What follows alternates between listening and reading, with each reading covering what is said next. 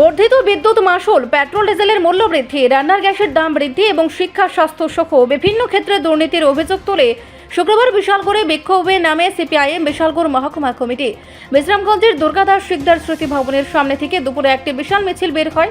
মিছিলটি শহরের বিভিন্ন গুরুত্বপূর্ণ রাস্তা পরিক্রমা করে। হাতে প্লেকার্ড ও দলীয় পতাকা নিয়ে কর্মী সমর্থকরা মূল্য বৃদ্ধি, জনবিরোধী নীতি এবং সরকারের বিরুদ্ধে বিভিন্ন স্লোগান দেন।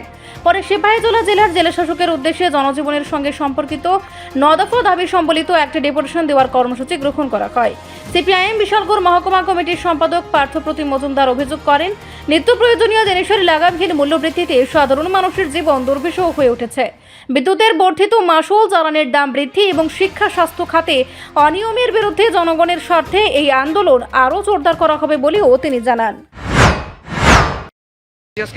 আজকে আমাদের বিশালগড় মহকুমা এলাকার বিভিন্ন জ্বলন্ত সমস্যা যেগুলি আছে, স্থানীয় ভিত্তিতে রাস্তাঘাট, জল, বিদ্যুৎ, জলসেচের ব্যবস্থা, শিক্ষা ব্যবস্থায় যে বেহাল অবস্থা, এগুলি এর বাইরে হচ্ছে আইন শৃঙ্খলার অবনতি, সমাজ বিরোধী দৌরাত্ম্য, নেশার কারবারের সারা মহকুমা জুড়ে যেই বিরাট আয়োজন চলছে, এই সমস্ত বিষয়ে মহকুমা শাসকের আমরা দৃষ্টি আকর্ষণ করতে চাই।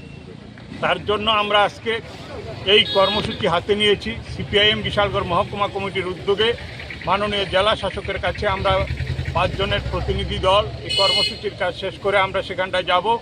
ওনার কাছে এই দাবি সনদ আমরা তুলে দিয়ে আসব।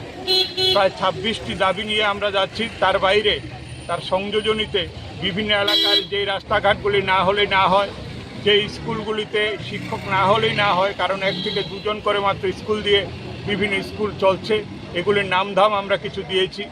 এর বাইরে আমাদের এই এলাকার মধ্যে আপনারা লক্ষ্য করেছেন যে আমাদের গণতান্ত্রিক পরিবেশ নেই।